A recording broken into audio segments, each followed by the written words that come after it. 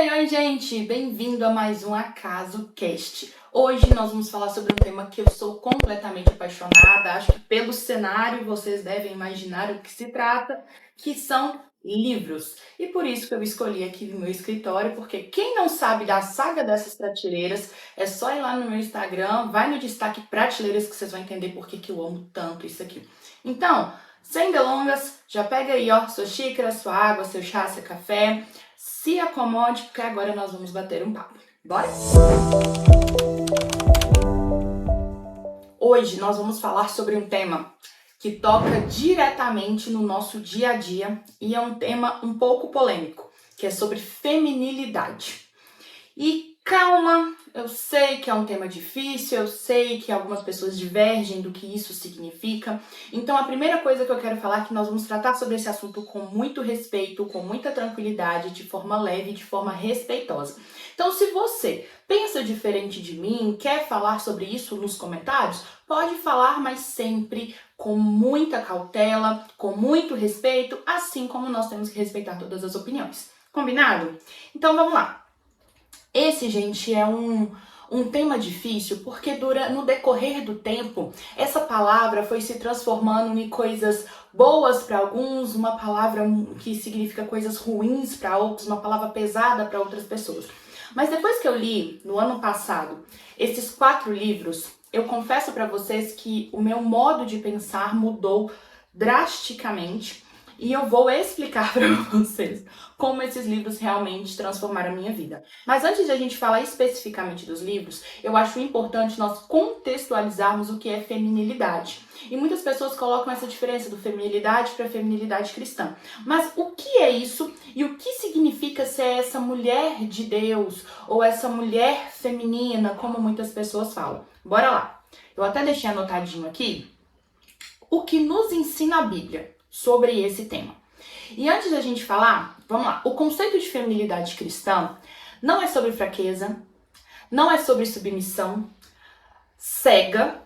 Entenda a diferença. Não é sobre submissão cega ao que as pessoas querem que você faça. Padrões impostos pela sociedade. Feminilidade não é você ter que andar cheia de babados ou com aquele batonzinho o tempo todo extremamente maquiada, extremamente bem arrumada. Feminilidade não é você aceitar as pessoas mandarem em você, não é você ter que ser dona de casa porque te mandaram e te impuseram isso. Não é você não poder trabalhar, não poder estudar. Isso não é feminilidade, muito menos feminilidade cristã. Feminilidade, gente, é sobre identidade. Eu acho que essa é a palavra certa. É sobre identidade, é sobre um propósito maior. O que Deus quer que nós sejamos. Deus nos criou, lembrando que eu sou cristã, e tudo que eu falar aqui, gente, vai ser dentro de uma visão cristã, que é aquilo que eu acredito. Então, feminilidade é uma identidade, é o seu propósito, é o desenho perfeito de Deus para nossa vida. E isso eu peguei muito claramente nesse primeiro livro que eu vou falar para vocês. E por que eu acho isso? Porque quando Deus nos criou, Ele nos criou para algo. Nós fomos criadas, não, o primeiro projeto deu errado, como a gente ouve falar, e o segundo foi melhorado. Não, eu vejo que o primeiro projeto foi perfeito e Deus trouxe outro projeto perfeito e ambos se complementam. Então, assim como o projeto 1, vou falar no caso que é o homem, ele tem as suas responsabilidades, ele tem quem ele deve ser, o que se espera dele. A mesma coisa o projeto 2, que somos nós mulheres, ele tem a responsabilidade, ele tem o que ele deve ser e o que se espera disso. Então, Deus criou o homem para uma coisa e Deus criou a mulher para outra coisa. Um não é maior do que o outro, ao contrário, os dois precisam andar lado a lado, os dois precisam conversar, os dois precisam estar sempre alinhados, conversando, e isso sim faz prosperar. Então, para mim, feminilidade é isso. Mas isso é fácil de compreender? Isso é fácil de aceitar? Não, porque até poucos anos atrás eu era totalmente contrária a esse conceito, tá bom? Então, você, como todas as vezes, que muito claro sobre o que eu pensava, sobre o que eu achava, até eu ter esse pensamento que eu tenho hoje. E agora eu quero apresentar os livros para vocês e explicar no decorrer do processo o que eu achava e o que mudou no meu pensamento. Vamos? Eu conheci esses livros por causa de um Reels no Instagram. De uma menina falando assim, 4 livros, você precisa ler esses 4 livros nessa ordem para entender mais sobre feminilidade e feminismo. Foi essa a chamada da menina. E aí eu comecei a ver, e ela falou, olha, os livros não são do mesmo autor, eles não precisam, não foram feitos nessa ordem, mas se você ler nessa ordem, vai fazer sentido para você no final. E eu resolvi seguir ela. Eu trouxe esses livros para o Zoe, que é o clube do livro de meninas lá da igreja, e nós lemos eles e realmente fez muito sentido. O primeiro livro, eu vou falar dos 4 e depois um por um. O primeiro livro é O que Deus diz sobre as mulheres, da Kathleen Nielsen. E maravilhoso, todos eu vou falar que é maravilhoso, gente. O segundo livro é A Dama, o Seu Amado e o Seu Senhor, do T.D. Jakes. É um homem, é um bispo que escreveu esse livro. Esse livro aqui é uma polêmica e depois a gente vai falar sobre isso. O terceiro livro é Deixe-me Ser Mulher, da Elizabeth Elliot. A hora que vocês conhecerem a história dessa mulher, vocês vão querer ler esse livro. E o último, e eu fico muito na dúvida entre ele e A Dama, de ser o meu favorito, é Feminilidade Radical, da Caroline McCulley. Acho que é assim que fala, tá, gente? Da Feminilidade Radical dela, é uma antiga, ela é uma jornalista, e eu vou falar a história de todos eles para vocês inicialmente. Mas vamos lá, vamos começar com o que Deus diz sobre as mulheres. E por que eu não estou explanando tanto sobre a feminilidade, assim, todos os aspectos? É porque enquanto a gente for falando vai ficar mais fácil e quando você ler vai ser melhor ainda. Então, por favor, leia. Porque eu tô fazendo tudo isso aqui, gente, num domingo, calor de 34 graus, para te indicar, para te instigar. Então, leia, meninas, vamos lá. Então, vamos lá. O primeiro livro, já fiz meu resuminho aqui, óbvio. O que Deus diz sobre as mulheres? O que Deus diz sobre as mulheres, da Kathleen Nielsen, vou colocar para vocês verem. Esse livro, ele é um verdadeiro estudo sobre a Bíblia. Porque às vezes a gente pega a Bíblia, a gente vai lendo partes assim aleatórias dela e nós não conseguimos juntar para formar uma opinião do que aquilo está sendo dito, do que aquilo realmente está querendo dizer para nossa vida.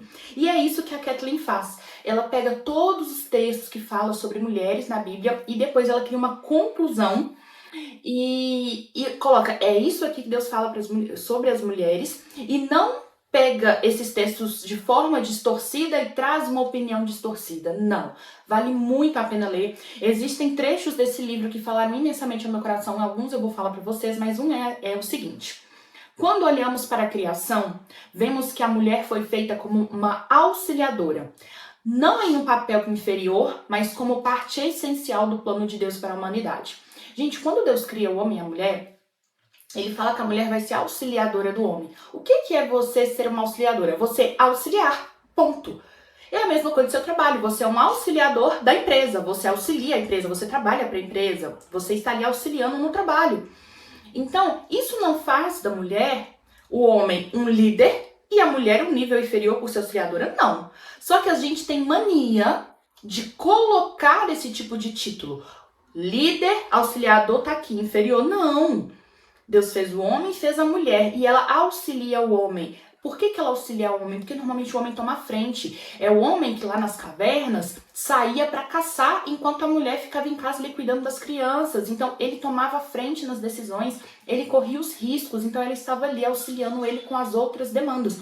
Isso não faz ela menos, ao contrário, gente. Pensa na responsabilidade que também ela tinha ali sozinha. Então existe esse pensamento que por a mulher auxiliar, ela é subserviente, ela é a submissão ali é de uma forma triste, de uma forma imposta, de uma forma que o homem faz o que quiser, chuta assim, a mulher tem que aceitar. E não é isso que a Bíblia fala, de forma nenhuma. Tanto é que a Bíblia fala que o homem deve amar a esposa como Cristo amou a igreja. Cristo amou a igreja a ponto de morrer por ela. Então, para o homem é ainda mais difícil, porque ele precisa amar, ele precisa honrar, ele precisa cuidar a ponto de morrer por essa mulher, se fosse preciso. E a mulher o quê? Honre o seu marido. Honre o seu marido. Ajude o seu marido.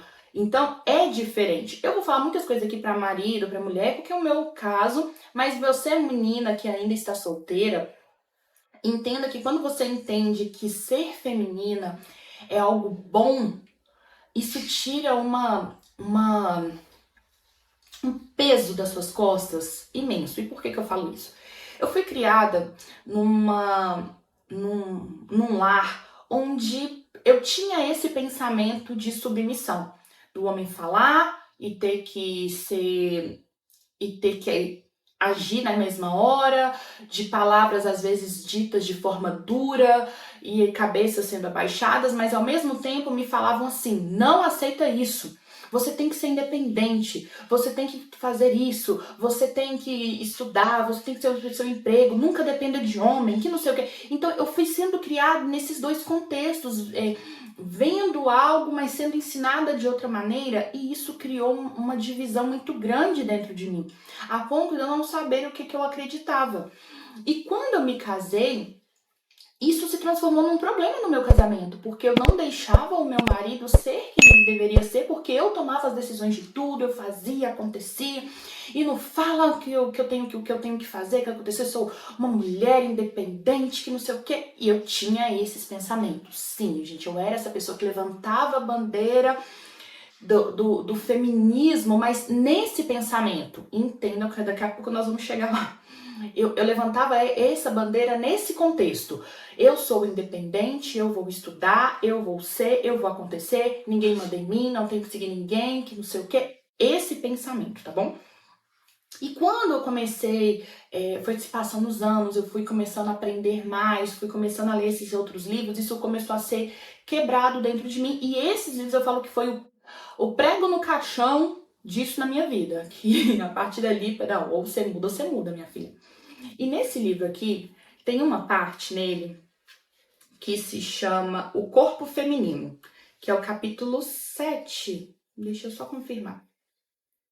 Capítulo 7, O Corpo Feminino. E eu vou me emocionar falando desse capítulo. Esse capítulo fala o seguinte: a nossa sociedade hoje, ela nos induz a pensar que filhos não são bons, que filhos não são bênção, que a mulher engravidar não é algo bom, que isso vai tirar sua independência, que isso vai tirar a sua vida, que isso vai acabar com as coisas que essa mulher quer fazer, com os sonhos, dela viajar, dela fazer e acontecer, não é verdade? E às vezes não nos deixam nem decidir por nós mesmos se nós queremos ou não, porque isso vem com tanta frequência em cima da gente que é difícil a gente ter uma opinião própria. E com isso, esse capítulo fala, o resumo dele, ele é o seguinte, gente, desculpa pelo spoiler, mas é só para vocês entenderem a essência desse capítulo. Fala o seguinte: Deus deu à mulher o maior dom que poderia ter dado a alguém. Deus deu à mulher o dom divino de criar. Deus criou o mundo, Deus criou as plantas, os animais, Deus criou o homem, Deus criou a mulher. Mas para o homem não foi dado o dom, o poder de criação. Isso foi dado de presente para a mulher. Dentro da mulher é gerado um ser. E quem fez isso no início foi o próprio Deus. Então foi dado à mulher um dom de criação, assim como Deus cria. Vocês entendem o peso disso? A magnitude disso, foi nos dado o dom de criar pés, de criar mãos, de criar um pulmão, de criar cabelos, bexiga, estômago, braço, ossos, tecidos, células. Foi nos dado o dom que vem diretamente de Deus. Foi nos dado o poder que Deus tem sobre ele, sobre criar algo. Como isso é grande! E muitas vezes fazem isso parecer pequeno para nós. E não é pequeno, isso é uma honra. E isso é lindo, isso é divino. Ter o poder de criar, de poder gerar dentro de si alguém, é algo que é sem palavras. E esse capítulo mexeu muito comigo, exatamente porque eu nunca tinha pensado nisso. E ele fala um pouquinho também sobre menstruação. E eu tô assim, meu Deus, como que eu nunca pensei nisso? Porque ele fala assim que muitas mulheres, nossa, que saco, de novo, que não sei o quê. Mas pensa que o corpo, ele está se preparando aquele mês ele está se preparando para criar algo. Não criamos, ele vai, sai tudo de novo e ele prepara tudo de novo e deixa tudo prontinho para quando você quiser, quando acontecer, está tudo organizado para você. Quando você começa a pensar nisso dessa forma, você já fica até assim, nossa, que interessante. O meu próprio corpo organiza tudo para mim. E é totalmente biológico, é natural, você não precisa pensar para isso acontecer. Então esse livro, ele pega várias perguntas que nós temos. O que é submissão? Por que eu devo ter filhos? Por que eu devo casar? Ela pega perguntas. Nós somos segundos lugares? Nós somos amaldiçoados por causa de Eva? E ela vai respondendo essas perguntas à luz da Bíblia. Então, vale muito a pena. E ele é o primeiro desses 4 livros para se ler nessa ordem. Então, leiam, vale a pena. E ele fala assim, ó, Deus é sexista? O que realmente Deus diz sobre as mulheres? Há uma maneira de ver essa mensagem não somente como algo que deve ser crido, mas também apreciado? E essa, dentre tantas outras perguntas, a Kathleen vai responder aqui, ok? Vamos para o nosso segundo livro, que é esse, gente, eu confesso que ele é o meu preferido, A Dama, Seu Amado, Seu Senhor. E quando eu li ele, eu fiquei muito preocupada porque eu não sabia que ele tinha sido escrito por um homem. E eu lembro que eu tava na academia e aí começou a falar, eu comecei a ler e tava assim, porque eu e minha esposa, eu gelei, eu tô assim, meu Deus do céu. Não, é uma mulher que escreve, ela é casada com outra mulher, até eu entender que é um homem. E por que eu falo que esse livro, ele é um pouco polêmico? Porque quando você não está preparada para entender desse universo de feminilidade que contrasta completamente com o universo do feminismo, você tem um choque muito grande ao ler ele, principalmente por ele ter sido escrito por um homem. E eu já li resenhas escritas assim sobre esse livro. Esse homem pensa que ele é o quê? Ele fala o que eu tenho que fazer, o que eu tenho que sentir, como eu devo agir, que não sei o quê, que não sei o quê, não sei o quê. Esse homem pensa o quê? Que ele vai me dar ordem, eu tenho que seguir. Esse homem pensa que ele sabe mais do que eu sobre mim mesma. Deve ser outro homem que deixa a mulher trancada dentro de casa fazendo tudo o que ele quer. Existem esse tipo de comentários sobre esse livro. Mas quando eu li ele, a minha percepção, eu estava tão aberta para aprender, que foi completamente diferente. E todas as meninas do Zoe tiveram a mesma percepção que eu. A minha percepção é, como esse homem entende o que eu tô pensando, se nem eu sabia que eu estava pensando sobre aquilo. É impressionante o que esse homem faz, gente. Pra vocês verem que eu não estou mentindo. Esse não é meu livro. Senão eu ia começar a mostrar pra você. Tá vendo que tá aqui? Tudo marcado? O meu tá mais marcado que esse aqui ainda, só que esse aqui não é o meu está emprestado, tá, meninas? Eu peguei esse aqui emprestado de uma outra amiga pra eu poder gravar esse vídeo. Mas o meu, ele tá tão rabiscado ao redor, e eu ficava assim, como você sabe isso, filho? Como que você sabe que eu penso sobre isso, sendo que eu nem sabia que pensava sobre isso, como que eu nem sabia que eu acreditava nisso, que eu tinha esse tipo de medo, Esse foi o meu pensamento. Mas agora deixa eu explicar o que esse livro fala. Esse aqui te tira dúvidas. Então você já começa ali aquele pensamento, ok, isso aqui foi sanado, não, ainda não concordo, não, até aqui vai, até aqui não vai. A parte de submissão, ela é bem tratada aqui, mas quando chega aqui é mais ainda, porque aqui ele vai falar sobre os 3 amores da mulher, as 3 dimensões que a mulher ama. A primeira coisa é a dama. A dama deve amar a si própria. Você entende que aqui não é mulher. Aqui você é uma dama. Você merece respeito. Você merece ser tratada como uma rainha. Então você é uma dama. E primeiro de tudo, essa dama deve amar a si mesma. E essa dama deve se levar para jantar sozinha. Por que não? Você é tão especial, você é tão importante. Por que você não se levaria para jantar? Então essa dama deve se levar para jantar. Essa dama deve tomar um banho muito demorado, premium. Ele fala aqui, tá, gente? Para se deitar na banheira, para aproveitar a noite, colocar velas, colocar uma música e tá ali relaxando. Eu não tenho banheiro em casa. E aí as meninas assim, só colocar um balde, mas ainda não. Vai que daqui a pouco, né, gente? Então, Aqui a dama deve se amar, ela deve se levar para jantar, ela deve olhar para o futuro, deve falar assim, o que eu quero para o meu futuro? Ah, eu quero estudar isso, eu quero fazer isso, eu quero trabalhar com tal coisa, ah, eu quero criar tal coisa, eu quero ser artista, eu quero ser médica. Essa dama tem que fazer planos, essa dama deve viver, essa dama ela deve ser tudo que ela conseguir ser, porque ela se ama, porque ela é merecedora daquilo. Depois, essa dama encontra o seu amado. Mas esse amado deve amá-la assim como ela se ama. Porque quando uma dama se ama, ela não aceita menos do que esse amor que ela sente por ela mesma. Então não é aquele negócio, a tampa da minha panela, não existe isso, são duas panelas.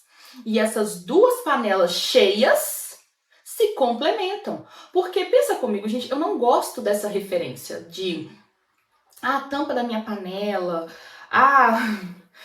é que dá-se a impressão que um sempre vai ter que doar mais. Pensa comigo assim. Você tem um copo meio cheio e a outra pessoa tem um copo meio cheio. Para que o copo de um dos dois seja cheio, o outro fica vazio.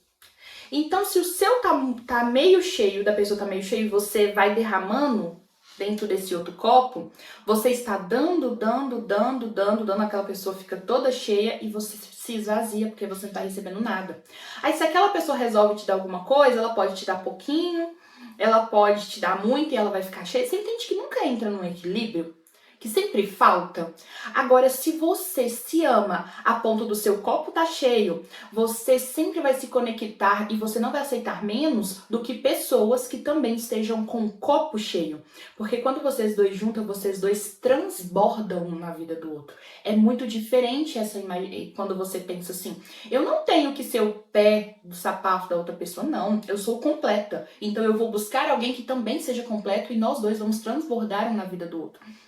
Ah, aconteceu isso comigo na infância, então nós inconscientemente procuramos coisas que vá preencher aquele vazio, mas isso é ruim. Então quando você se sente completa, você se ama, você faz os exercícios que ele coloca assim de amor próprio, você começa a visualizar o seu parceiro também, porque o seu parceiro seja completo para que ele transborde também na sua vida. E aqui ele vai falar como esse parceiro se sente. Como esse amado deve ser amado e como esse amado deve amar a sua esposa. E ele vai tirar várias dúvidas. Nossa, eu sei que tem uma parte que eu ri muito, que ele fala assim, gente, vocês pensam que o homem tem mais medo do chefe? Não, ele tem mais medo da esposa. Porque se ele for demitido, esse homem vai ficar rodando com o carro 50 vezes ao redor da casa, porque ele tá com medo de chegar em casa e ter que contar pra mulher que ele foi demitido. Então, ele como homem, coloca-se num lugar onde ele nos explica como muitos homens pensam. Então ele vai explicar como nós devemos ser amadas por esses homens e como nós devemos amar esses homens e como esses homens pensam. E em terceiro lugar, o nosso amor a Deus, ao nosso Senhor. E aqui ele coloca uma figura de linguagem que é assim, imagine um pêndulo. Pensa assim, um triângulo e o pêndulozinho ali no meio. O pêndulo é como se fosse o homem e a mulher. O homem e a mulher, eles sempre têm altos e baixos. Está ali em movimento o tempo inteiro na vida, tendo altos e baixos, altos e baixos. Mas o pêndulo, o suporte que está esse pêndulo, ele não muda. Ele está ali paradinho, imutável, enquanto o pêndulo, né, tá assim, o suporte está parado. Esse é o Senhor. Nós, durante a nossa vida toda, vamos mudar. Mas Deus não muda. Ele é imutável. Ele fica ali, ó, parado. Imutável. Então, se o nosso amor ao Senhor, nós devemos amar o Senhor e entregar a nossa vida, entregar o nosso relacionamento a Deus, porque Deus é imutável. Nós podemos estar na melhor fase da nossa vida, Deus continua sendo Deus na nossa vida. Nós podemos estar na pior fase da nossa vida, Deus continua sendo Deus na nossa vida. Então, Ele está ali. Ele é o nosso ponto de equilíbrio. Esse é Deus. Então, esse é esse livro. A dama, o seu amado e o seu Senhor. Ele fala dessas três dimensões do amor de forma linda, de uma forma que vai fazer você chorar. Você vai ficar constrangido com o amor de Deus por você, mulher. Maravilhoso, eu recomendo. E esse livro, ele vai tratar muito sobre essa submissão. O que é essa submissão que Deus fala para a mulher ter, tá bom? Tanto é que eu coloquei assim um trecho que é: uma mulher que conhece o seu valor Nunca aceitará menos do que aquilo que Deus planejou para ela. Quantas vezes nós, mulheres, aceitamos migalhas emocionais, espirituais e até profissionais porque não enxergamos o nosso valor? Esse livro nos ensina a viver como filhas do rei, sem medo de sermos autênticas. Você entende a diferença? Porque nós ouvimos tanto falar que se nós não formos femininas, que se nós formos contra o que o mundo muitas vezes prega, nós não vamos dar certo em nada, nós temos que ser só o que as pessoas falam que a gente tem que ser, não. Aqui mostra muito bem que Deus quer que sejamos nós mesmos, Deus quer que sejamos autênticas. Nessa parte de submissão, ele vai falar o que é e o que não é. Nós aprendemos que a submissão é uma coisa ruim, é uma coisa depreciativa. É algo como nós vemos no decorrer da história, o homem que bate na esposa e todo mundo aplaude e não pode dar pitaco porque é a esposa dele. É uma mulher que está abaixo ali do nível da sociedade, ela não tem voz, ela não tem direitos, ela não pode falar nada. Isso que a gente aprende que é submissão. Ela pode ser agredida, ela pode ser feita o que quiserem com ela. É isso que a gente aprende. Mas não é isso que submissão significa na Bíblia. A submissão na Bíblia é o seguinte: existem responsabilidades e a responsabilidade do homem é proteger a mulher.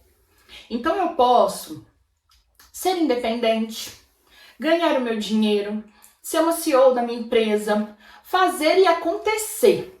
Só que eu tenho a liberdade de chegar em casa e ser eu. E deixar toda essa responsabilidade do lado de fora da minha casa e no momento que eu entro, eu ser cuidada, eu ser amada, eu não ter a responsabilidade do mundo nas minhas costas dentro da minha casa. Isso acontece com todo mundo? Não. Infelizmente.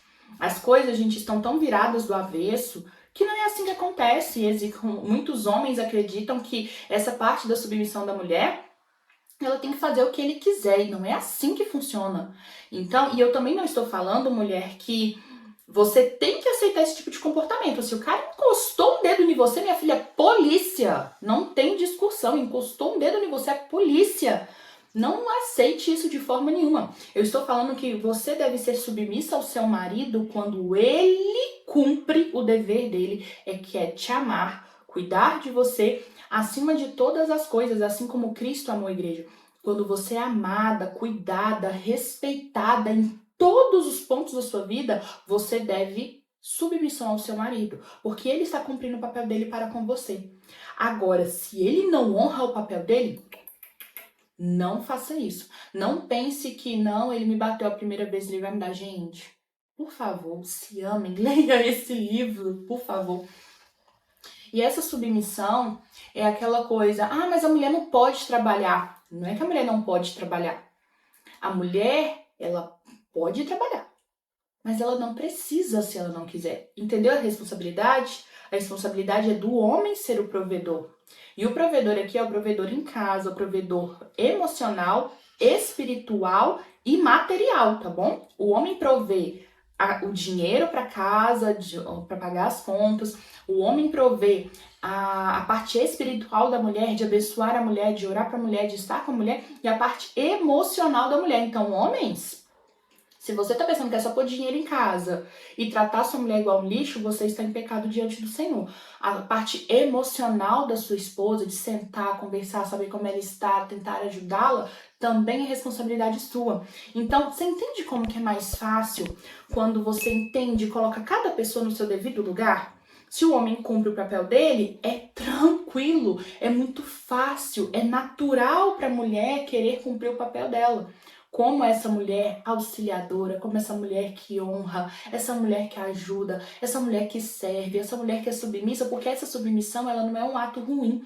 Essa submissão é estar ali, honrando o que o marido trouxe, o que o marido proveu para casa e fazendo com que tudo isso aumente. Leia Provérbios 31, que essa mulher, o marido era próspero, mas ela também tinha o trabalho dela, tinha a empresa dela, ela fazia a riqueza do marido dobrar de tamanho, ela acordava cedo, ela cuidava das crianças, ela cuidava dos empregados.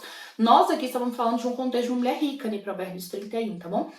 Mas a gente tem que entender que quando o homem, sim, ele exerce o seu papel, a mulher, fica mais fácil para a mulher fazer o dela. Esse episódio tá ficando bem grande, né? Vamos pro terceiro livro, gente? No terceiro livro, deixa eu até mudar aqui. Deixe-me Ser Mulher, da Elizabeth Elliot. Eu, Ana, de todos os três, esse foi o meu menos preferido, mas tem um motivo. Mas eu ainda indico ele. A Elizabeth Elliot foi uma das maiores missionárias do mundo, uma das maiores. Ela se casou com um missionário, isso na década de 40, 50. 40, 50, ela se casou com um missionário. Esse missionário foi para uma aldeia, ela estava grávida. Esse missionário foi para uma aldeia, e nessa aldeia, ela foi para uma aldeia evangelizar, e nessa aldeia ele foi assassinado, nessa aldeia. E foi muito difícil para ela aceitar isso. E anos depois, Deus manda ela com a filha pequena ir nessa aldeia e evangelizar novamente. Então ela teve que evangelizar as pessoas que mataram o marido dela. E ela consegue evangelizar essas pessoas. Ela mora com essas pessoas por anos, a ponto da filha dela ter mais esse tipo de costume, né, deles, do que ter um costume da cidade. E ela mora com eles por anos, ela faz a vida dela aí e depois ela volta para a cidade, ela se casa novamente. Quando ela se casa novamente, esse marido dela descobre um câncer e ele morre com esse câncer. Então a história, e depois ela vai se casa depois novamente, e aí ela morre antes dele. Só que é só para vocês entenderem como que é uma vida dela difícil, uma vida muito difícil. Eu já vi piadas na internet chamando ela de viúva negra, o que eu acho absurdo, sabe, gente? Você rir da tristeza e da dor de uma pessoa. E eu já vi esse tipo de comentário. Nossa, essa mulher é uma viúva negra, isso é triste. Mas quando você entende a história dela, ela tem um outro livro que chama O Sofrimento Nunca é em Vão. E eu li esse livro e ela conta toda a história dela, todos os sofrimentos que ela passou e por que ela nunca acreditou que aquele sofrimento foi em vão. O que ela aprendeu com aquele sentimento. E foi assim, lindíssimo. Mas nesse livro específico, Deixe-me Ser Mulher, a filha dela está noiva, é pedida em casamento. E tá faltando quase um ano pro casamento da filha dela. O que ela faz? Ela escreve 52? Deixa eu só confirmar. 49. Ela escreve 49 cartas, estava faltando 49 semanas pro casamento da filha dela. Então ela escreve 49 cartas para a filha dela, explicando o que é ser mulher. Os deveres da filha dela, os deveres do marido da filha dela, os deveres dela, que o marido dela era pastor, o genro dela era pastor, então a filha dela seria essa auxiliadora junto da congregação, o que deveriam esperar dela, como ela deveria falar, como ela deveria aconselhar, quando viessem os filhos, o que ela deveria fazer. Então, como mãe, ela está ali falando para a filha dela. 49 cartas, uma por semana que ela manda para a filha dela, e essas cartas estão aqui. Então é um livro que ele não tem um contexto. Você não vai pegar esse livro e você vai pegar esse contexto. Tem começo, meio e fim. Não. São cartas de uma mãe para uma filha ensinando nessa época, 1950, 1960, o que se esperava dessa mulher naquela época, naquele contexto. Por isso que esse livro não é um dos meus preferidos, porque é um contexto diferente, gente. É um contexto de uma mulher de 1950, falando para uma filha de 1950, bem no interior dos Estados Unidos. Então, muitas das coisas que eles acreditavam não é hoje o que nós acreditamos, o que nós fazemos na nossa cultura de hoje. Mas é um livro lindo, um livro que trata sobre, quer ver? É um livro que tem 3 capítulos que esse livro falou profundamente comigo. E eu quero falar sobre eles com você. É o seguinte. Ela tem um capítulo, são 1, 2, 3, 4. 4 capítulos. Que foram os que mais falou comigo. Primeiro, ela fala assim pra filha dela. Filha, você se casa com um pecador. Assim como você é uma pecadora diante do Senhor. E quando você pede perdão para o Senhor te perdoa, assim é o seu marido. O seu marido não é perfeito, o seu marido é um pecador. Então ele vai pecar contra você, ele vai errar com você. Mas assim como o Senhor perdoa os seus pecados, você deve perdoar os pecados do seu marido. Então quando ela fala isso, caramba, às vezes a gente coloca as pessoas num pedestal e pensam que essas pessoas devem ser perfeitas, nunca podem errar. E quando ela fala isso, ela iguala ele a ela de uma forma tão bonita que fala assim: você se casa com um pecador, entenda isso. Ele vai errar, ele não é perfeito. Então, você casar com esse entendimento, isso muito bem alinhado, é muito mais fácil. Aí, na próxima carta, ela fala assim: filha, você está se casando com um homem. Esse homem, ele não é a sua melhor amiga. Esse homem, ele não é uma mulher. Esse homem não vai com você para o shopping fazer compras e falar de filmes e falar de bordados naquela época, né, o que ela fala. E falar sobre o seu chapéu, ele não vai saber falar sobre isso porque ele é um homem. Então não trate o seu marido como a sua melhor amiga, porque ele não vai poder ocupar esse lugar. Ele é um homem. Ele vai agir como um homem. Então, às vezes, o jeito dele falar um pouco brusco, um pouco tronco, mas é porque ele não tem essa essência da mulher. Então entenda que ele é um homem. Então ele vai falar com você de uma forma como um homem deve falar com você. Depois a próxima carta é: você se casa com um marido. E esse marido merece ser honrado. Esse marido, ele tem responsabilidades para com você, para com a sua casa e para com seus futuros filhos. Mas da mesma forma, você está se tornando uma esposa. E essa esposa, ela tem responsabilidades com o marido, com a casa e com os seus futuros filhos. E por último, você está se casando com uma pessoa. Não é com um animal, não é com uma ideia. Você está se casando com uma pessoa. Essa pessoa tem sentimentos. Essa pessoa tem falhas. Essa pessoa tem medo. Essa pessoa, ela chora. Essa pessoa fica doente. É uma pessoa. Então não trate o seu esposo, o seu marido, como qualquer um. Ele também pode ser ferido. As suas palavras também podem ferir ele. Ele pode não te falar porque ele é homem. E muitos homens não falam, mas ele é uma pessoa de carne e osso e com sentimentos. Então aprendam a conversar para vocês entenderem o que um pensa e o que o outro também está pensando. Gente, de todos os capítulos, esses 4 para mim foram perfeitos. Então, ele para mim, ela conseguiu esclarecer e levar a filha dela a entender o conceito do casamento e quem seria o marido dela de uma forma tão bonita, que é lindo. Então, Deixe-me Ser Mulher, da Elizabeth Elliot. Lições à minha filha sobre o significado da feminilidade. Então, estamos chegando no fim, mas o fim é quase o começo, porque agora que a coisa vai ficar um pouco mais pesada nesse episódio. E vocês vão entender por quê. Esse livro é o Feminilidade Radical, da Caroline McCauley, é um negócio assim. E esse livro, eu demorei 3 meses para ler ele. Meninas, vocês sabem que eu leio rápido. E eu demorei 3 meses, porque é um livro tão pesado. E eu não sei se vai dar para vocês verem. É um livro, tanto que ele tá rabiscado, ó. É um livro tão pesado, é um livro que mexeu tão profundamente comigo que eu tinha que parar para chorar. E depois eu tentava ler outro capítulo e eu não conseguia. Eu precisava parar, ruminar aquilo que eu tinha lido, às vezes 3, 4, 5 dias. E entender o que aquilo significava para eu parar, para eu conseguir ir pro próximo capítulo. Por quê? Quem que é a Caroline?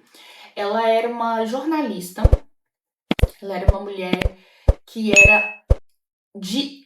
ela era uma feminista extrema. Extrema. Quando eu falo extrema, ela que era responsável pela parte feminista do New York Times, na época, e tudo que ela falava era sobre o feminismo. Então ela foi criada para ser feminista. A faculdade ela foi criada dentro desse contexto, ela participava de passeatas, ela foi criada dentro desse contexto que ela era praticante fiel do mais extremo feminismo que você imaginar. E aí, aos 30 anos, ela aceita Jesus. Ela conhece o Senhor e ela acha aquilo e ela aceita Jesus. Só que quando ela ia nas igrejas, ela não conseguia encontrar o Jesus que ela conheceu. Então ela resolveu tirar um ano sabático na África e chegou lá, ela conheceu um pastor na África e esse pastor começou a apresentar esse Jesus que ela queria conhecer. mesmo em meio a toda aquela dor, aquilo tudo, ela viu um Jesus diferente e ela percebeu como ela estava errada e como tudo aquilo que ela aprendeu estava errado. E ela começou a ir nos lugares pedindo para as pessoas começarem a falar isso dentro das igrejas, a explicar, e as pessoas falavam que não, que era um assunto difícil. Então ela criou esse livro para ela conseguir explicar tudo que é o feminismo, tudo pelo qual ele lutou, tudo que deu certo e tudo que deu errado. E tudo dentro dessa ótica cristã, do que ela era antes, do que ela acreditava, e do depois, do que ela achava certo dentro do feminismo e o que ela achava errado dentro do feminismo. E esse livro, ele é um tapa na cara muito forte. E o resumo dele é como o feminismo moldou a nossa sociedade e como podemos resgatar os princípios bíblicos sem cair em extremos. Então, ele vai explicar todas as ondas do feminismo, todos os principais nomes do feminismo, que fizeram, que deixaram de fazer, o porquê que aquilo foi feito, o que deu certo, o que deu errado a longo prazo, o porquê que aquilo deu errado na nossa sociedade, como que isso começou bom e aí as pessoas foram mudando, que hoje não tem nada a ver com o que foi falado, o que é hoje na nossa sociedade, o que era e o que se transformou na nossa sociedade de hoje. Então, esse é o panorama desse livro, ok? Então, é por isso que é importante vocês começarem por esses. Você tirar suas dúvidas do que Deus diz sobre você e o que você é. Você entender os amores, por que você deve se amar ao seu cônjuge, como você deve ser amada e como você deve amar o Senhor. Depois, você entender um panorama de uma mãe daquela época ensinando a sua filha o que ela deve ser e o que ela não deve ser, para aí você entrar nesse aqui. Porque quando chegar nesse aqui, ele vai te confrontar, principalmente você, mulher cristã. Se você levanta sua bandeirinha para essas pautas, esse livro vai te confrontar muito, tá? E teve uma frase dele que eu separei que é o seguinte: não podemos negar os avanços que o feminismo trouxe, mas também não podemos ignorar os danos que ele causou ao redefinir a feminilidade de uma forma que nos afastou de Deus. E é nesse ponto que nós vamos chegar, que eu queria chegar com vocês. Eu vou falar para vocês algumas histórias que estão nesse livro, só para contextualizar para vocês o porquê. O porquê é importante você estudar, o porquê é importante você ler, o porquê é importante você ter uma opinião própria, não apenas acreditar no que as pessoas falam para você.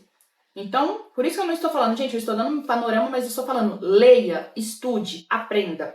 Então eu vou trazer aqui para vocês alguns exemplos, se eu não me engano são 4 exemplos. Gente, ela dá uns 40 exemplos nesse livro, mas eu vou trazer alguns, só para vocês entenderem a importância de lerem, a importância de você saber e você entender, para que você não seja pega naquele assim, mas isso, não. Isso, mas também tem isso. Para você aprender a argumentar, para você, mulher, aprender a discutir sobre o assunto, para você ter referência sobre o assunto, tá bom? Então vamos lá, eu vou trazer algumas mulheres e as suas contradições.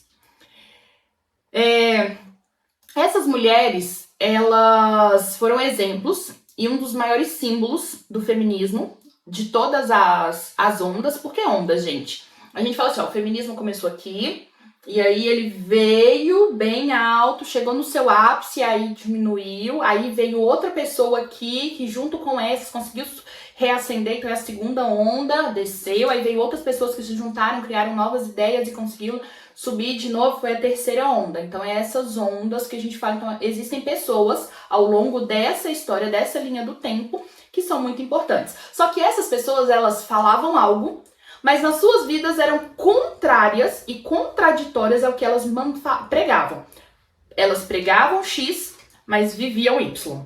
E vamos lá. A primeira delas é a Simone de Beauvoir. A Simone de Beauvoir, ela é um dos maiores ícones sobre a luta sobre o feminismo. Ela nasceu em 1908 e morreu em 1986. E o que ela dizia? Nenhuma mulher deve ser autorizada a ficar em casa para criar os seus filhos. A sociedade deve ser totalmente diferente. As mulheres não devem ter essa escolha, porque se houver essa escolha, muitas vão querer ficar em casa. Então, ela diz o seguinte: a mulher deve ser independente, mas ela não deve ter escolha se ela pensar errado do que a gente pensa. Contraditório, né? Se você pensa como eu, tudo bem, mas se você pensa diferente de mim, você tá errado. Qualquer coisa que estiver acontecendo hoje em dia é mera coincidência, tá bom?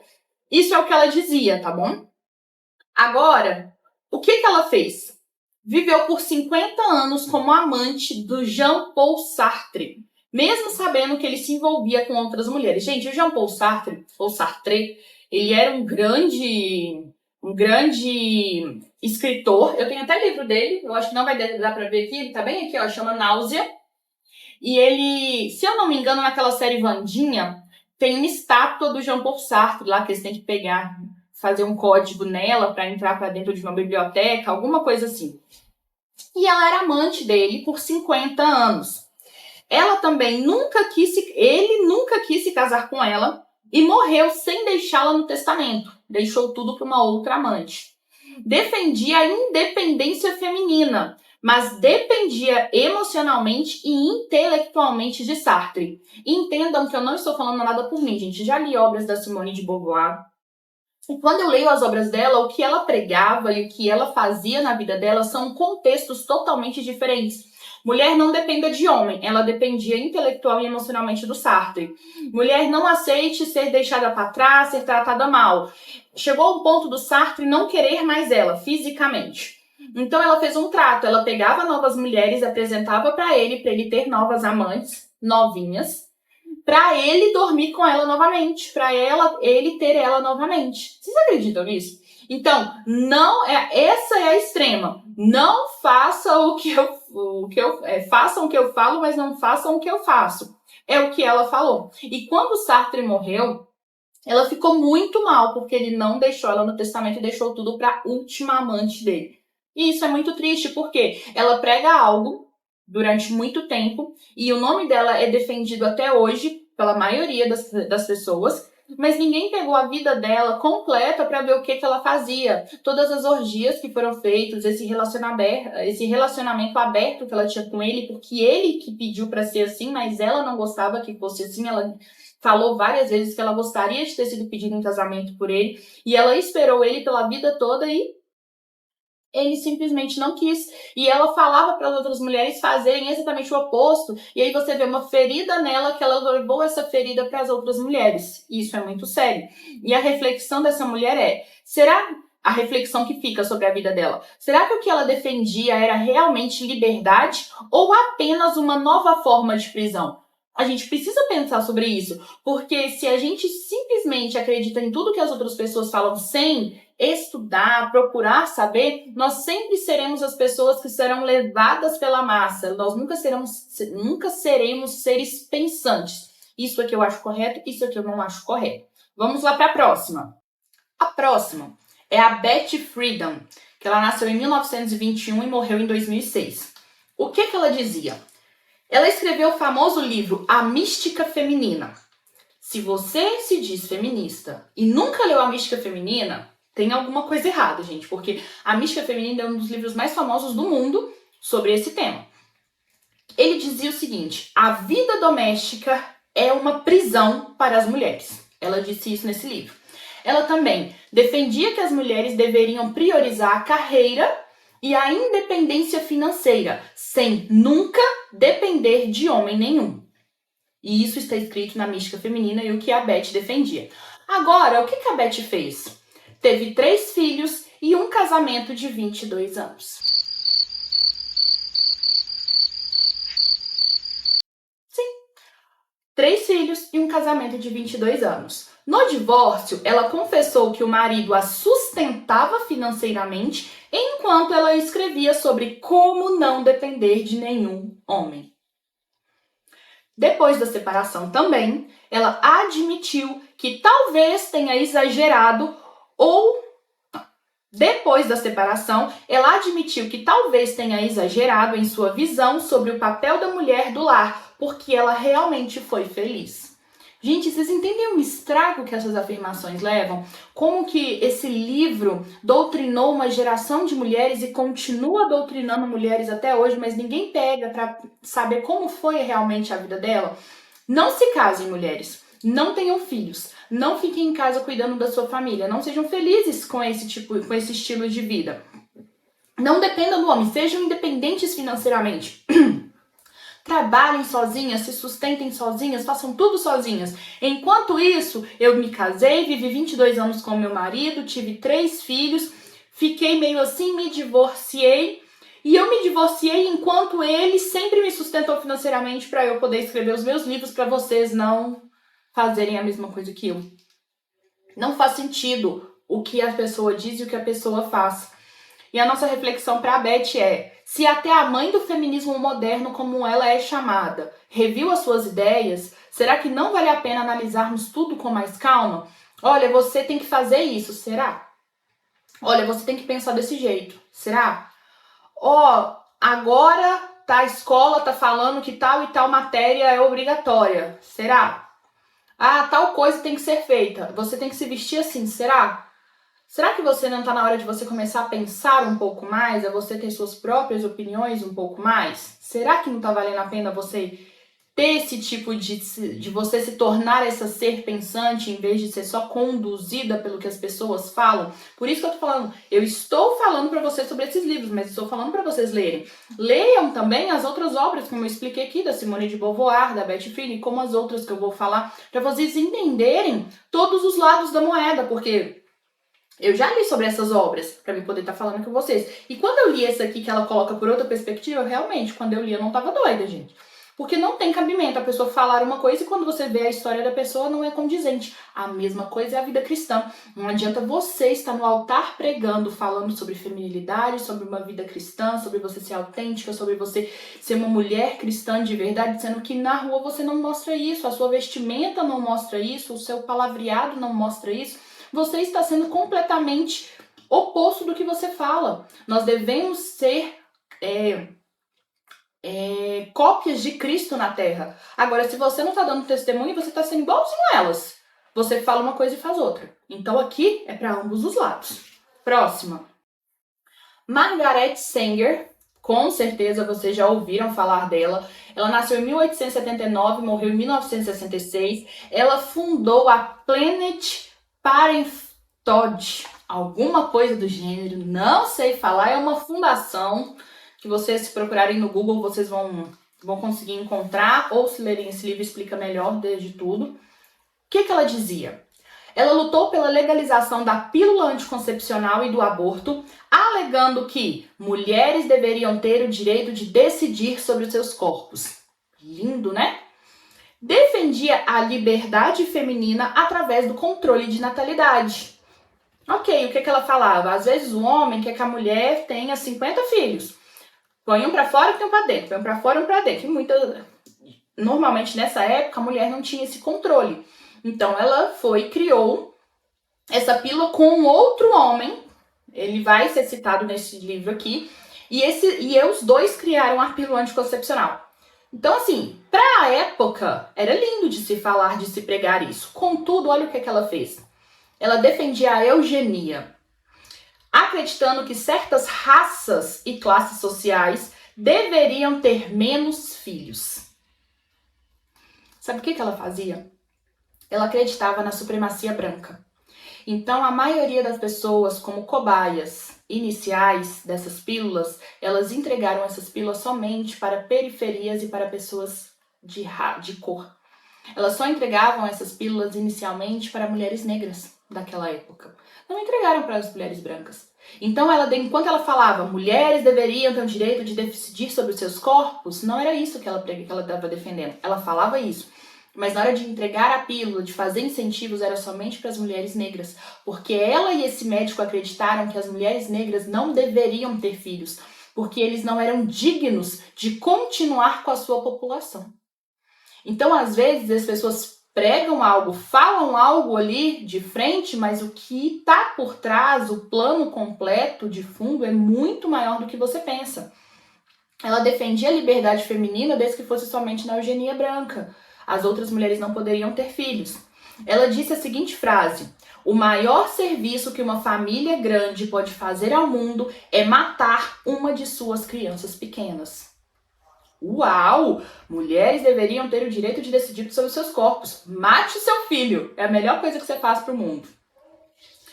E a fundação dela se tornou a maior organização de abortos do mundo e 80% de suas clínicas estão em bairros negros e latinos nos Estados Unidos. Gente, ela fez como o McDonald's. O McDonald's, não sei se vocês sabem, eles não são uma rede de fast food que vende sanduíche. São uma das maiores redes imobiliárias do mundo. Por quê? Eles fazem ali toda uma pesquisa para saber quais são os maiores lotes, onde as esquinas mais caras do mundo. Eles compram esse lote, essa esquina, como a gente diz, e vendem essa esquina para quem quer comprar uma franquia do McDonald's e tem que colocar naquele lugar. Então eles ganham pela franquia e ganham pelo aluguel daquele lugar. Então é a maior rede imobiliária do mundo. Então não vendem sanduíche. É lá a mesma coisa. Eles faziam pesquisas e colocavam essas fundações, essas clínicas, em lugares específicos para conseguir atingir as pessoas que eles queriam. Então não era para todo mundo. Eles tinham um objetivo terrível por trás. Era um objetivo de dar acesso ao aborto para as mulheres negras e latinas. Porque eles queriam a eugenia tanto branca como a eugenia das pessoas dos Estados Unidos. Eles não queriam que outras pessoas imigrantes continuassem lá. Então, esse realmente era o plano. E a nossa reflexão sobre ela é: será que a liberdade feminina promovida pela Sanger realmente beneficia as mulheres ou esconde uma agenda muito maior atrás dela? Gente, não acredite nos sorrisos de todas as pessoas. Não acredite no que todas as pessoas falam com você ali, que tudo é bom. Não é tudo que é bom. Pensem mais sobre isso, tenham esse senso crítico sobre pessoas, livros, fatos, internet, informação, jornal, propagandas, televisão. Tenham um senso crítico, comecem a se questionar, será? Deixa eu pesquisar mais um pouquinho, porque ela conseguiu fazer 80% de todos os abortos que aconteciam. Gente, isso é muito triste. Ela cria algo para matar as pessoas, isso é triste. Por último, tem a Gloria Steinem, que é uma diva, é uma deusa para muitas mulheres feministas. Ela nasceu em 1934.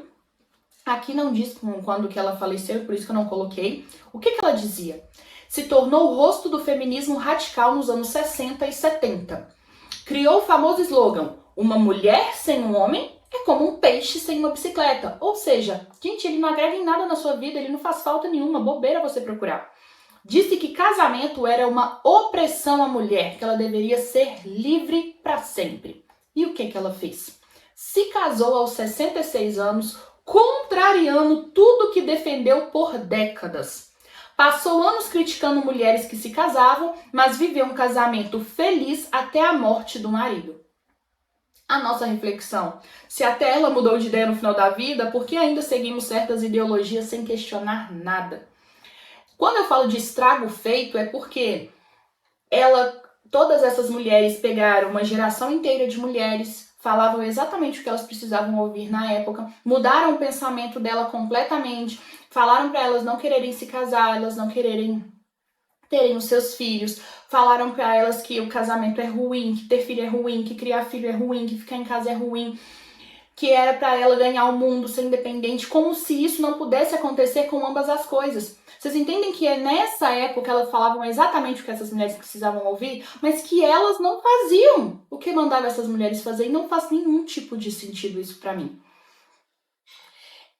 Eu escrevi aqui para mim não esquecer. Essas histórias não são, de forma alguma, para desvalorizar as lutas femininas que trouxeram avanços pra gente. As lutas femininas que a gente fala que de tudo que nós ganhamos com todas essas lutas no passado.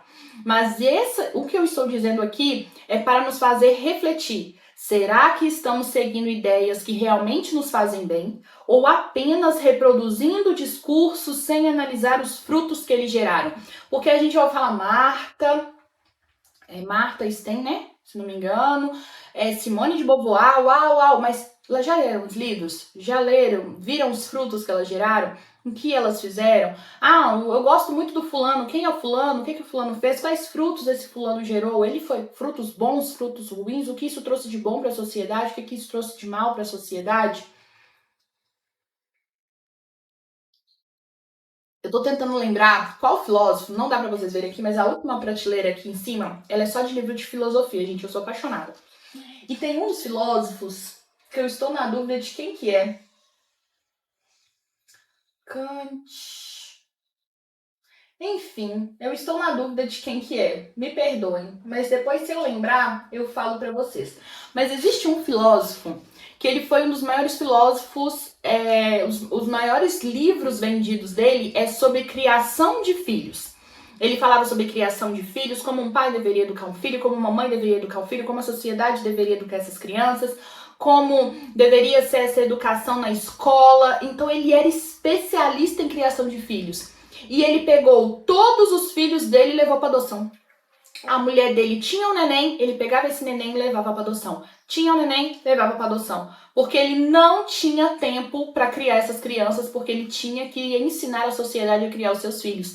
Então, o que ele falou para se livrar desse peso que as pessoas falavam, colocavam nele? Eu fiz o melhor que eu pude pelos meus filhos, eu entreguei ele para o Estado criar. Então eles vão ter uma formação melhor, eles vão ter uma educação melhor, porque eu estou ensinando a sociedade, então a sociedade vai criá-los melhor do que eu. Enfim, depois disso tudo, eu deixei aqui um exemplo de um homem, que está sendo explicado nesse livro aqui também, que é o Dr. Bernard Nathanson, que ele nasceu em 1926 e morreu em 2011, e ele era chamado Rei do Aborto. Esse homem, gente, dizia... Ele foi um dos fundadores da NARAL, que é a Associação Nacional pelo Direito do Aborto nos Estados Unidos, que é a maior organização de lobby pro aborto da época. Ele realizou mais de 75 mil abortos, incluindo do próprio filho. Ele criou estatísticas falsas para convencer a mídia e a opinião pública de que o aborto era necessário. Esse é o Dr. Bernard. O que o Dr. Bernard falava? Que uma criança no útero, ela não tinha sentimentos, ela não sentia absolutamente nada. Só depois que ela nascia que essas sinapses neurais começavam a aparecer e aí essa criança começava a sentir. Por isso que essa criança normalmente chorava ao nascer, porque tudo ativou ao mesmo tempo e aí começou a sentir. Então que dentro do corpo da mulher a criança não sentia nada. E nas palavras deles, era simplesmente um verme crescendo ali que não tinha... Triste, gente, eu sei que é triste falar isso. Mas nas palavras dele, era um verme que estava crescendo ali e pronto. Não tinha sentimento nenhum.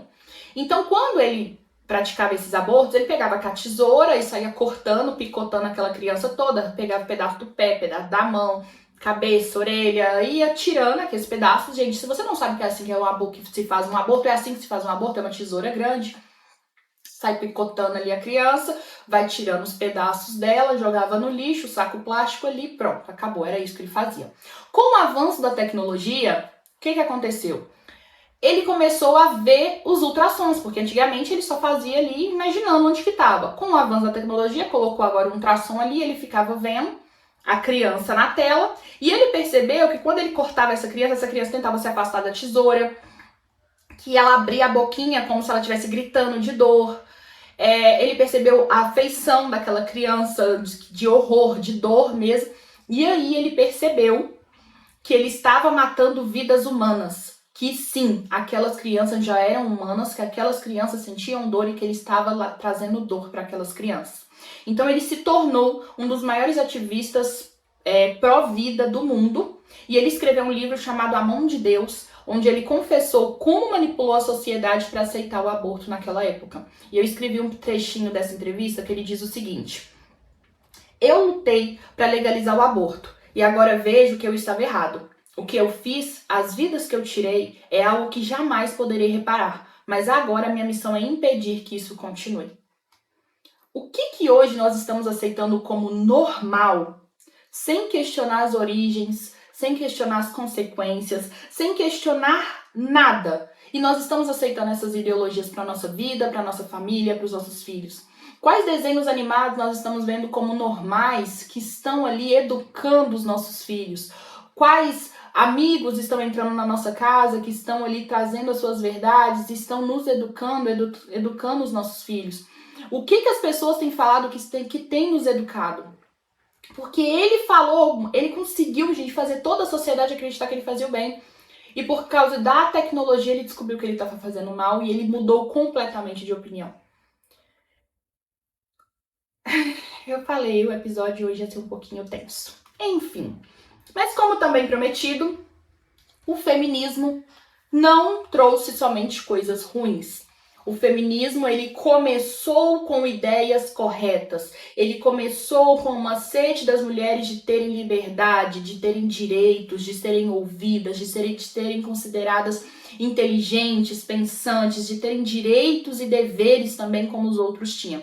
Então, toda essa luta que aconteceu inicialmente foi uma luta bonita, uma luta justa. O que ela se transformou ao longo do tempo é o que nós não concordamos, é o que nós olhamos hoje e falamos, isso não faz parte dos nossos valores, isso aqui não conversa com o que eu acredito. Não é todo o movimento que foi errado. Então, se você... Eu vou ler aqui o que tá bom, o que foi bom, o que foi ruim. Se você hoje, como uma cristã, levanta uma bandeira e fala assim, eu sou feminista, como eu fazia até alguns anos atrás, você corre um sério risco. Por quê? Eu levantava essa bandeira pensando que eu quero ser independente, eu luto para eu conseguir trabalhar, estudar, votar. Eu tinha esse entendimento, mas foi o início dessa luta. Se você hoje levanta essa bandeira, você está levantando a bandeira para o que isso significa hoje. E as lutas que estão acontecendo hoje não são lutas que eu acredito. Então, não são lutas que conversam com a nossa vida cristã, não são lutas que conversam com o evangelho de Cristo. Então, se você levanta essa bandeira hoje, você está indo totalmente contra o evangelho. Você está fazendo igual essas mulheres aqui. Você está levantando a Bíblia, levantando uma bandeira e ambos não conversam. Então, você precisa de escolher um lado. O que você está defendendo? Ah, Ana, eu tô na dúvida ainda, porque eu acho isso certo. Então, estude, se aprofunde mais nos assuntos para que você consiga entender como existe um abismo muito grande entre um e outro. Mas falando das coisas boas que trouxeram antes, o feminismo, ele trouxe de positivo o direito ao voto das mulheres, que as mulheres não tinham, o acesso à educação, a oportunidade profissional, maior visibilidade para os problemas de violência doméstica, porque antigamente se o homem batia na mulher, o problema era da mulher, ela que tinha feito errado, porque ela era propriedade do marido ou do pai ou dos irmãos. Antigamente, a gente viu isso, se você já leu Orgulho e Preconceito, fala muito sobre isso, ou alguns livros de uma época antiga, se o pai morria e só tinha a esposa com as filhas, elas não tinham direito à propriedade. A propriedade ia para o parente homem mais próximo e elas iam para a rua. Isso era absurdo. E o Orgulho e Preconceito fala isso, né? Foi para um primo distante que nunca ninguém tinha ouvido falar sobre ele. Mas hoje em dia, o que foi conseguido com essas lutas? Que independente se fosse filho ou filha, se o pai morresse, a mulher teria o direito. Se o marido morresse, a mulher teria direito à propriedade, às terras, etc. Ela tinha direito a isso. Então, foram lutas que hoje nós vemos que nós temos direitos, que foi conseguido com guerras e batalhas no passado. E isso sim foi algo bom que trouxe. Mas o que o feminismo distorceu ao longo de todas essas lutas? A ideia de que a mulher precisa ser independente a ponto de rejeitar a família e o casamento, porque eles não conversam. Você não pode ser independente, ter uma família, cuidar da sua família e ter um bom casamento. Isso não conversa, tá? É impossível isso acontecer. Então, ou você é solteira, independente, realizada, nananã, ou você é uma mãe de família, casada, sustentada pelo marido, fraca, dependente, submissa, entendeu? Essa coisa ruim. Ambos não se conversam, tá? Eu não posso trabalhar, ter os meus clientes, não, eu não sou nada, eu só não converso. A crença de que a feminilidade e submissão são sinônimos de fraqueza. Você não querer ser vulgar na sua vestimenta, no modo de você falar, nas músicas que você escuta, na forma como que você faz as suas coisas, você gostar de cuidar da sua casa, da sua família, do seu marido, honrar o seu marido, ser submissa a ele naquele contexto que eu já tinha explicado, são sinônimos de fraqueza para essa sociedade hoje. Você tem que ser grossa, você tem que ser sozinha, você tem que ser autossuficiente, você, entendeu? Você não consegue ser feminina, ser submissa como um sinônimo de que você está feliz, que você está sendo bem tratada, você está sendo cuidada, você está sendo amada. Também não conversam esse tipo de coisa. E a desconstrução dos papéis bíblicos da mulher como esposa, mãe, auxiliadora. Foram distorcendo, pensam que tudo isso é errado. Hoje as pessoas que dão opinião se você deve ou não gerar um filho, você não tem opinião própria. Você deve ou não casar, você deve ou não ser mãe, você deve ou não ajudar seu marido, o dinheiro dele é nosso, o meu é meu, não existe conversa, eu não posso ajudar ele se ele está passando por um momento difícil na carreira dele. É impossível isso acontecer. Foram distorcendo tudo isso que hoje as pessoas pegam os livros, pegam a Bíblia e não conseguem encontrar. Por isso que é tão importante esse aqui. Porque ele vai pegar todas essas conversas, todas essas maiores dúvidas que nós temos e ele vai responder de acordo com a Bíblia. E depois você vem, depois das dúvidas respondidas, você vai entender um pouco sobre o amor próprio, você vai pegar uma pessoa daquela época e aí você vai chegar nessa parte que é o que nós estamos vivendo hoje, as consequências do que nós estamos vivendo hoje. E isso é muito importante para nós entendermos quem nós somos. Então, nós podemos reconhecer todas as conquistas que essas mulheres fizeram lá atrás, com as suas lutas, com as suas batalhas, mas sem abrir mão daquilo que Deus estabeleceu para nós. A verdadeira liberdade que nós devemos ter é viver aquilo que Deus desenhou para cada uma de nós. É nós entendermos que nós somos únicas, perfeitas e preciosas, mas nós temos sim uma forma de fazer. Deus nos criou com uma mensagem a passar, uma responsabilidade dentro, eu gosto de falar dentro do cosmos, dentro da nossa sociedade, da nossa família, de tudo, onde nós estamos, existe uma responsabilidade dada a nós. E nós temos que arcar com essa responsabilidade. E se tem uma coisa que eu aprendi lendo esses 4 livros, foi que Deus nos criou para sermos únicas. Ele nos criou para sermos preciosas. Ele nos criou para sermos essenciais para a obra dele, para a nossa família, para os nossos filhos, para o nosso cônjuge, para os nossos amigos, para a sociedade em todo. Nós somos únicas e especiais, cada uma do seu jeitinho. Gente, que terrível seria se nós fôssemos iguais. Que terrível seria se nós pensássemos todos iguais, nos vestíssemos iguais, ia ser muito ruim. É tão bom que exista esse debate, é tão bom que exista essas formas de nós conseguirmos falar de coisas diferentes. Tem uma amiga minha que ela se chama Hanley, e nós temos jeitos muito diferentes de pensar em algumas questões específicas. Mas eu amo conversar com ela porque nós duas discutimos de uma forma tão respeitosa e ela é tão inteligente. Ela vira assim: Ana, eu não gosto, não acho isso certo por causa disso, disso, disso. Eu acho certo por causa disso, disso, disso. Mas nós duas sempre conseguimos conversar sem uma agredir a outra, sem uma falar mal da outra, sem uma ficar com raiva da outra. E é isso que nós estamos perdendo, o direito de pensar, o direito de discutir. E discutir aqui, gente, que eu falei, discutir a opinião.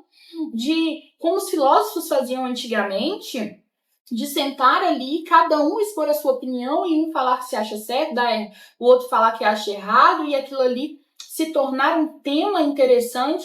Nós perdemos esse direito, porque se você pensa hoje diferente do que as pessoas pregam, você está errado, você é doido, você não tem direito de falar, você não tem direito de se comunicar, a sua rede social tem que ser banida, tem que acontecer isso, tem que acontecer aquilo.